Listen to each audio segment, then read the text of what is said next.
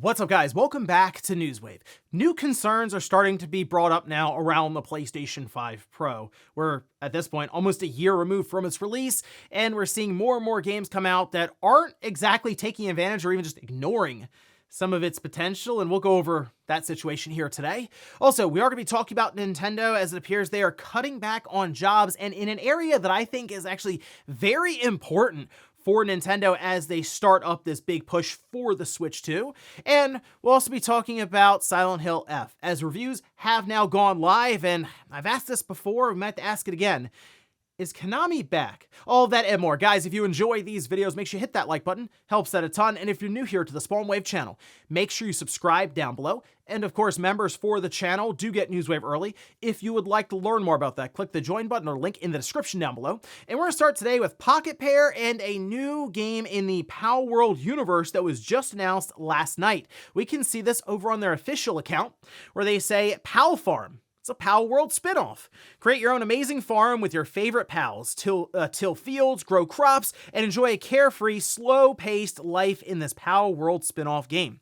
Currently in development by a new team. And I'm sure Nintendo is hyper-focused looking over this trailer, every minute detail. Now, it looks pretty straightforward. It's another farming game, in this case, though, with Pal World theming. Go figure there. It's what you do when you have a very successful game like Pal World that's reached tens of millions of players. You start doing spin-offs. The farming games they're popular. I make fun of it because we see them constantly, it feels like, but the genre must do well because that's just kind of the direction a lot of these games go in for when it comes to spin-offs or just weird combinations of farming and racing games or something weird. So here, all right, yeah, I guess Pal Farm. No details on when it's coming out, anything like that, but they at least made the announcement yesterday. So if you're really interested in Pal World, but with farming, Pal Farm, I guess keep an eye out on their Steam page and their official accounts. Also, we have some initial figures for sales with Borderlands 4 that came out a bit more than a week ago. This we can see over on GamesIndustry.biz, saying Borderlands 4 has amassed over 2.5 million players since its September 12th launch. That amounts to revenues of over $150 million. This is according to data shared by Alania Analytics and GameIndustry.biz. Now, this appears to have done very well on Steam, specifically more than 1.3 million copies there, and the rest, I guess, coming from consoles. But this is the first week or so of it being on the market. It hasn't even had its first full holiday. Borderlands, still a massive franchise, just overall, go figure. The last one, Borderlands 3, sold very, very well. I figured this would have done well too. And the thing about this is Borderlands 4 is a very fun game. The problem it's run into are a lot of the performance issues. Still, if you're a diehard Borderlands fan, you'll probably overlook a lot of that because you really want to play the game. The performance stuff is something I just hope they can fix in the long run, because this is a game I assume they're going to be supporting for quite some time, since to me, I think it's just going to do very, very well, like overall for many years to come. And it just seems like they, hit another home run here with Borderlands 4, at least from the sales side. We'll see how things go for them though, as we go through the first holiday season. Oh, and for all of you potential Amiibo collectors out there, or maybe some Amiibo collectors need to double back for other Amiibos, you can see there is a full sale that's going on right now over on GameStop. And I point this out because there's been a lot of discussion around Amiibo pricing just getting completely out of control. Seems like GameStop is just offloading a lot of their stock. And I mean, you can see $6 for some of these Amiibos. Like you have Pikachu there, Mr. Game & Watch, Waluigi, Princess Peach wedding outfit for Super Mario Odyssey. There's the Duck Hunt dog, Ness. I mean, it's a lot of the Amiibos I believe we were buying for things like Smash Brothers. Some of the larger ones are like $16. I saw some for $12, but they are marked down quite a bit. Basically 50 to 60% off. So I just wanted to point that out again for anyone who is, I guess, looking into Amiibos or curious about them. That might be the best price you're going to see for quite some time, since, well, prices aren't exactly going down. And guys, with some of the quick news out of the way, let's get into the bigger stuff. Let's start right away with the PlayStation 5 Pro, because there's been a very troubling trend that's been happening that I've noticed, because I do have a PS5 Pro and I've been playing third-party games on there pretty consistently. But something I've noticed is the PS5 Pro version is not exactly what I think myself and many people were expecting it to be. So think about something with Metal Gear Solid Delta. When that came out, we had a lot of the performance and analysis that came out from Digital Foundry, and it turns out the PS5 Pro, while it had one mode at all. It was just like the Pro mode. It wasn't able to hold a better frame rate than what we saw with the base PS5 with select scenarios. And in fact, we were just seeing poor performance where it would drop into the 30s when different things were happening on screen. And I noticed it a lot when it came to just water or fire, other things being on screen. It really seemed to struggle there, and it was very noticeable. And again, we're to the point where this is a system that's $750 at retail. Without the disk drive, with it, you're over $800. So the expectation for myself, and I'm sure many people out there, is to have a very good experience. Certainly better than the base PS5, but now we're seeing more and more examples alongside of that to where some games aren't even supporting the PS5 Pro at all. Like if you go on the website, there's no PS5 Pro enhanced badge, and that's very strange to me because it feels like Sony would come in and say, hey, Gearbox, yeah, Borderlands 4 needs to have PS5 Pro support one way or the other, so we'll even help you with it. That game does not have a PS5 Pro support.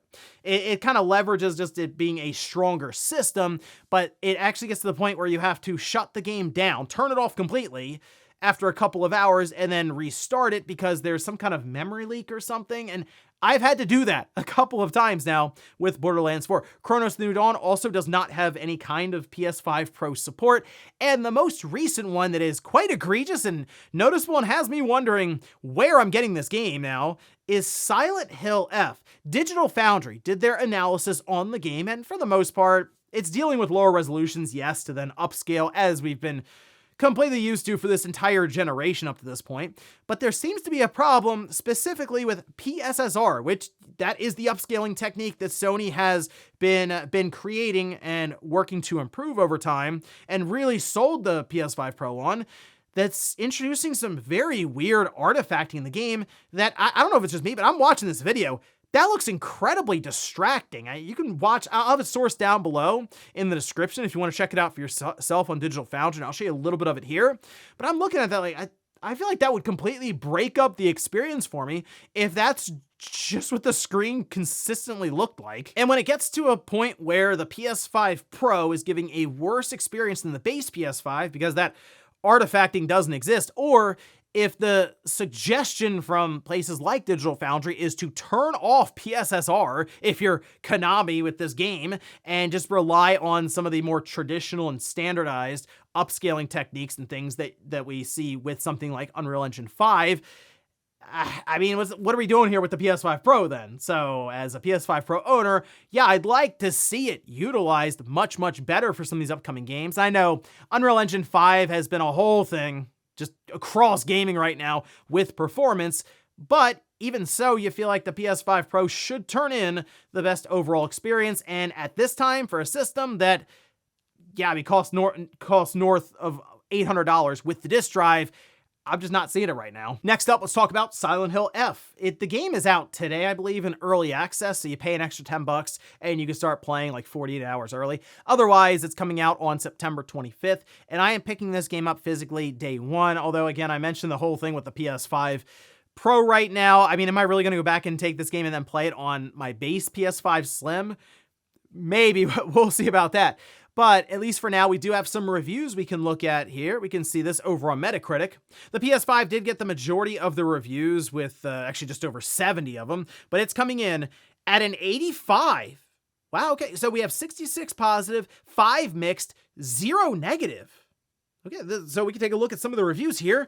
Inverse gave it a 100, saying it's a game that managed to honor the series' legacy while simultaneously pushing it in a new direction, and it might just be the best Silent Hill to date. Okay, Game Rant gave it 100. Says Silent Hill F is brutal, beautiful, and brilliant. As someone that has been playing survival horror games for decades, Silent Hill F is exactly what I want from a modern day entry in the genre. Radio Times gave it 100, saying Silent Hill F marks the return of the franchise in a big way. It's revitalized, it's exciting, it's haunting, and it's terrifying. With the doors wide open for more horror and experimentation to expand the franchise, I can't wait for more. So it's basically glowing reviews for the most part across the board. Even some of the like the average reviews that fall more in the 7s and 8s are pretty positive about the game. If I go all the way to the other end of the spectrum, I mean, we have like IGN gave it a 70. They did. It said Silent Hill F presents a fresh new setting to explore and fascinatingly dark story to unravel, but its melee-focused combat takes a big swing that doesn't quite land. I'm a little curious about some of the combat in the game. I mean, I think the setting is good. I think the tone is good. I think the visuals look really cool, like the art style. But they did show some combat, and I was like, that's going to be interesting to see how. I mean, we did Silent Hill 2. You were able to fire guns and stuff, but that had a lot of melee that was involved, and that you at least had a lot of impact when you were swinging around a pipe. This is from Tech Radar, giving it a 60, saying it may not be set in the titular town, but Silent Hill F undoubtedly encompasses the essence of the series with a dark, twisted, and emotionally weighty tale of psychological horror. It also takes plenty of imaginative and creative risks that are fantastic and flawed in equal measure.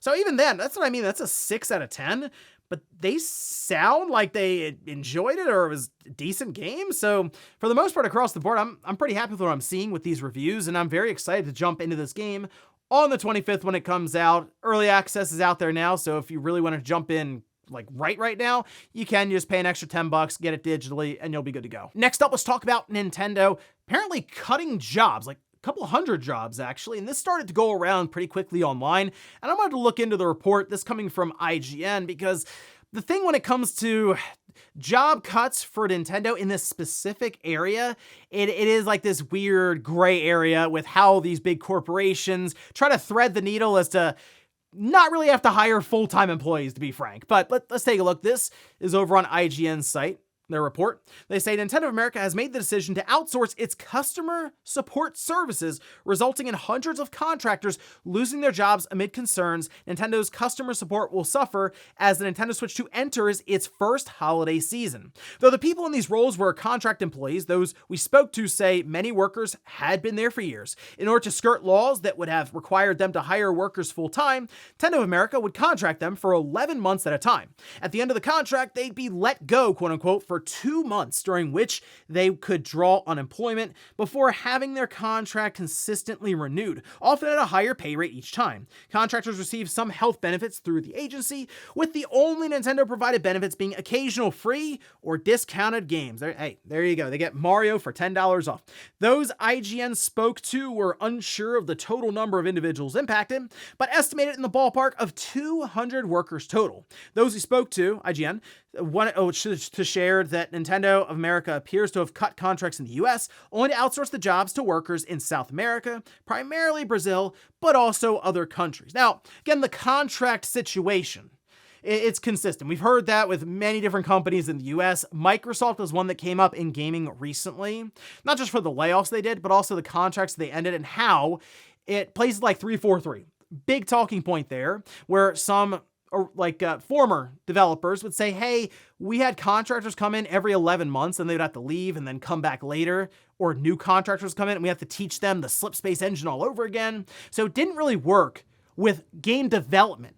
Customer service, however, you can make a better case that it would work fine there.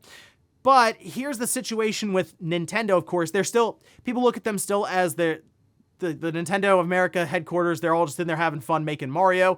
And this is a corporation doing corporation things at the end of the day. So you have to kind of separate that in your mind. Yes, there is development for things like a new Mario, 3D Zelda, Metroid, whatever, but that's not necessarily where we're talking about here.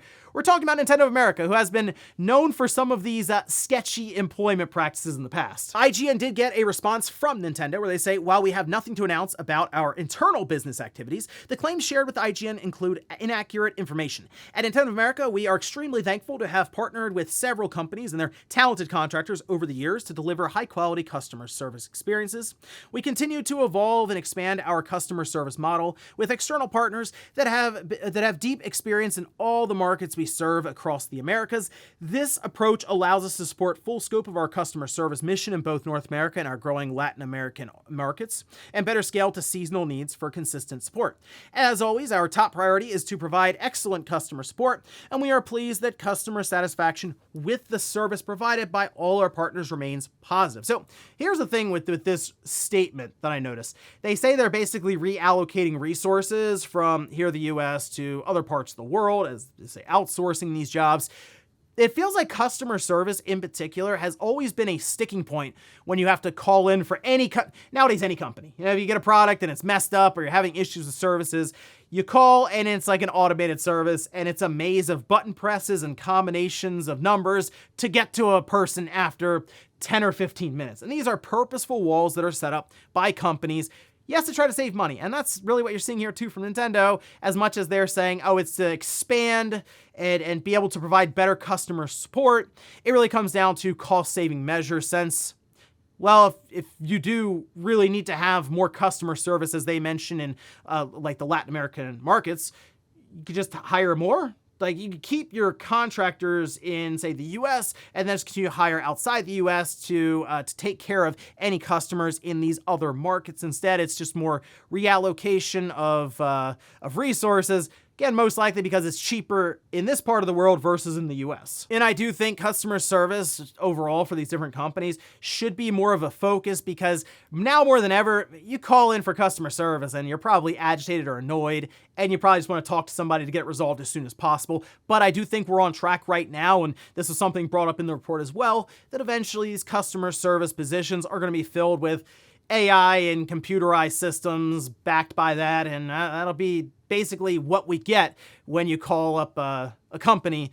Most likely a synthesized voice with advanced AI that probably can walk you through everything, but not really a human that you're able to contact and talk through with some of these things. So that's kind of where we are now, though. Nintendo is ending a contract with different agencies, cutting about 200 positions for customer service with Nintendo of America, and looking outside the US to outsource. And in our last bit of news, let's talk about an interesting situation that's popping up here now with Xbox in retail stores. Now, at this time, it was noticed in Costco, and we can see this. This is over on The Gamer. It says, this development was noted by Reset Era user Kubiv today, who noticed that they couldn't find Xbox products on the Costco website. Others then noted that the entire Xbox section had been pulled, with Xbox no longer listed in the video game and consoles category. This category still lists VR, PlayStation, and Nintendo. I wanted to bring this up because I don't really shop at Costco at all, and I'm curious, any of you out there who do, have you gone to Costco and noticed that there's no Xbox stuff there? Or is there Xbox stuff there now and you've been recently? Because I did look on the website and I wasn't able to find any Xbox products. Just a quick search or even going through the categories, Sony and Nintendo are both there, as well as they mentioned VR headsets, but nothing for Xbox. Seems very strange, because we just heard about the price increase, but apparently this has been ongoing even before that announcement. So I'm not really sure the extent of this just being a Costco database error, or maybe they're updating it and it's taking them a little longer and it's not showing up in search. So let me know down in the comments if this is a thing even in store, because then we have to kind of reevaluate this whole Xbox situation. If they do truly go all digital, say, for their next generation, there's really not a huge reason for retailers to keep stock of consoles much. You don't make money on the consoles. The idea is to bring people in to then upsell them on other things, say in that electronics section, which would include games, but also maybe TVs or other parts. So maybe they can justify it that way, but I just don't necessarily know if it's worth keeping stock of Xboxes that are only getting more and more expensive, especially one that's $800. What are the odds, realistically, that you're going to move a number of those even through the holiday season? And before we go to the comment of the day, we'll take a look at the poll that I posted up yesterday, where I ask, are you picking up Silent Hill F? Okay, 15% getting it ASAP, might already have it right now even. 39% say maybe later if it's on sale, and 46% say, no, I'm not interested. You know what? Having 54% of people at least interested enough maybe to check it out when it's on sale, which, look, we're to the point where games are $70. I expect that middle section, saying maybe if it's on sale later, to get larger and larger as we go along, especially if, say, $80 games are indeed like just normalized completely in a few years.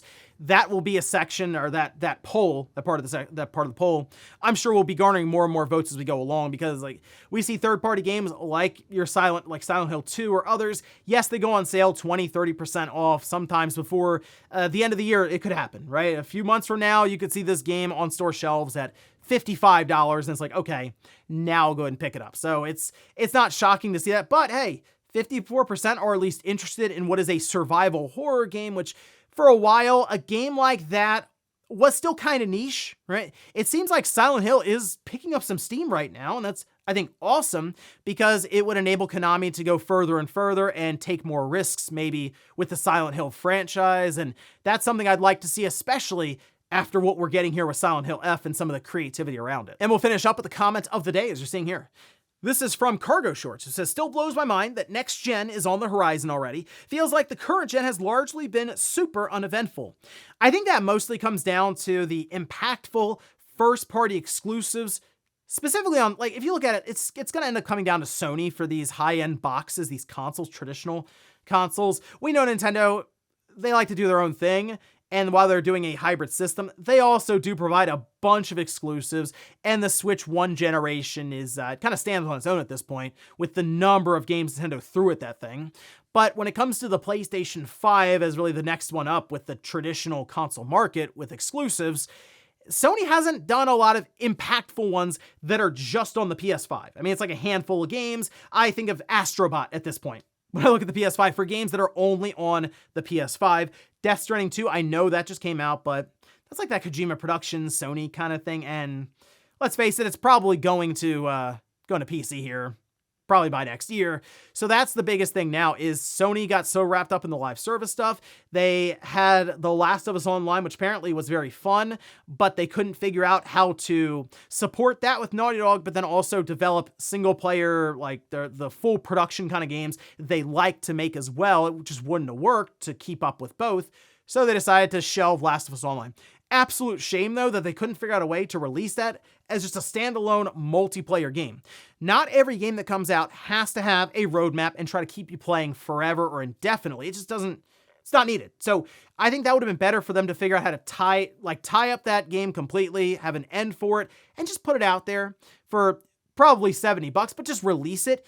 At least then it would have felt like a more impactful release than nothing at all, because at this time, Naughty Dog, they're probably going to end up 6 or 7 years deep into this generation before they release a new original game, not like a remaster or remake or something like that. And ladies and gentlemen, that's going to do it here for Newswave. If you enjoyed this video, guys, hit that like button. If not, hit the dislike. Leave comments down below about everything we talked about here today. If you missed yesterday's Newswave, I'll leave it up here in a card. Or maybe you want to hear more about the price increases that we're seeing in the gaming industry and how there are several concerns for myself included when it comes to next generation and how high that could really go. I'll leave that right below it. Thanks, guys, for watching, and I'll see you next time.